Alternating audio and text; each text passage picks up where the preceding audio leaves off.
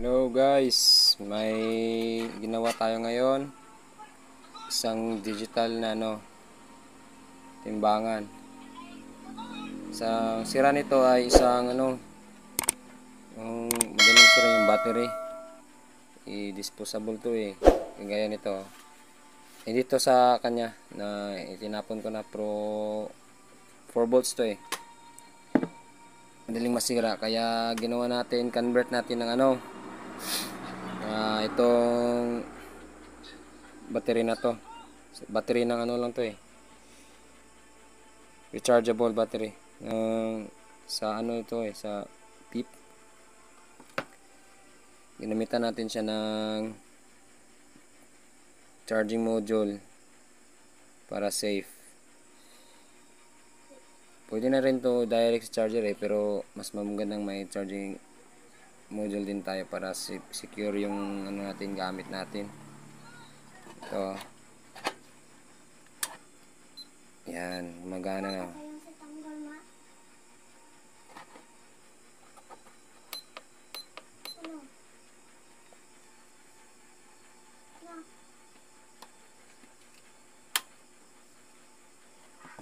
Sandali lang talaga masira ang battery nito. Andar siya pero mamamatay kasi walang battery. Kaya mas magandang may battery.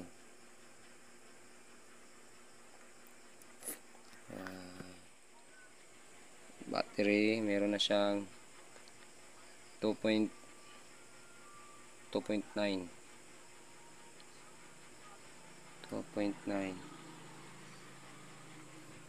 Pwede na to. Madali lang itong gawin basta't may charging module ka lang, may battery. Pwede na isa. Kasi di naman to mas sulit to kaysa yung kapareho nito. Yung original to 4 volts, ito hindi to sa kanya pero kaparehan ng lang siya. Dito nakalagay yung battery Kaya try natin tanggalin. Kaya namatay yung indicator light niya. On natin. Hindi pa kaya, lubat.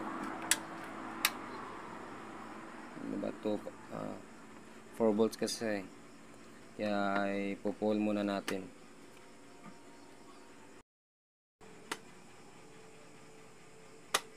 Pa-full charge muna natin to guys. Subukan natin iyon. Ito na guys, yung ginawa natin. May karga na yung battery. Meron na siyang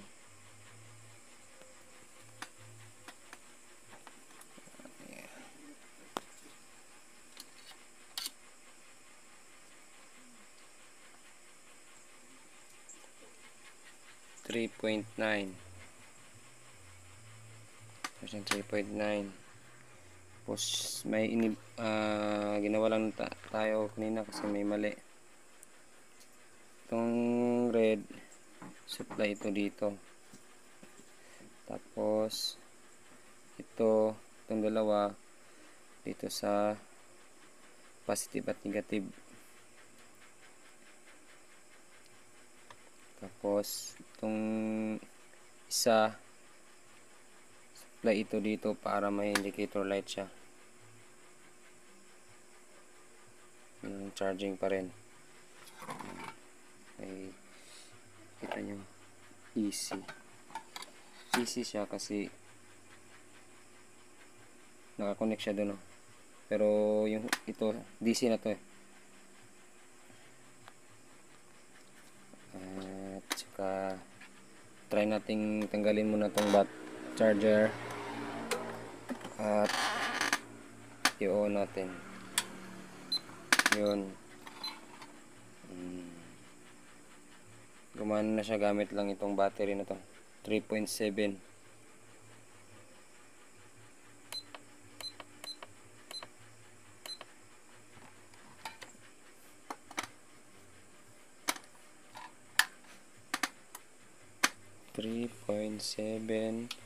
Naka-charge. Tapos hirap na walang Tagahawak ng camera eh.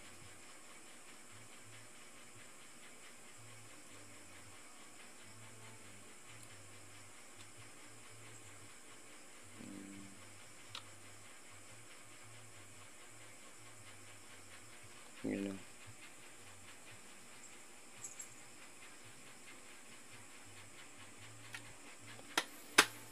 So yun guys, ito yung ginawa natin eh.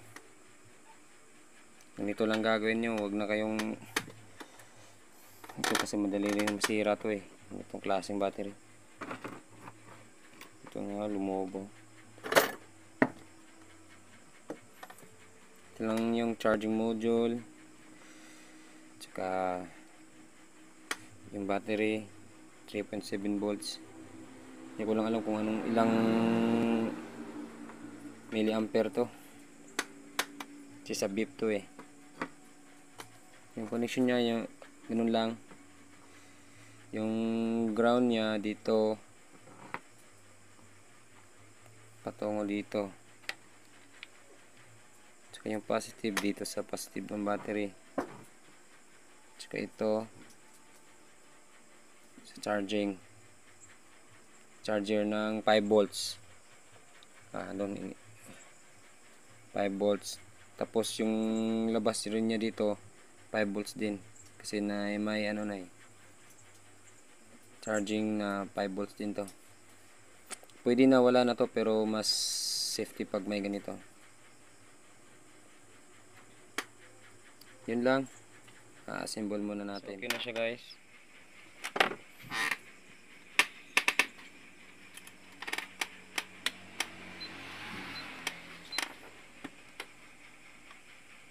Nakasaksak pa yan. Off natin. Andyan pa rin yung indicator light nya. Tanggalin natin. Bubunutin natin. Tapos on. Yun. Yun lang guys. Madali lang. Sundan nyo lang yung ginawa ko.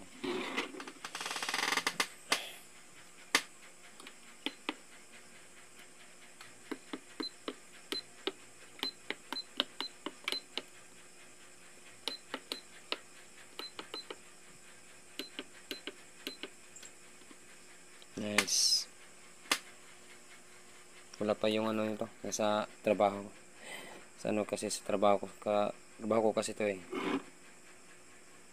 Nila ko lang dito sa bahay para ayusin. Salamat sa panonood guys.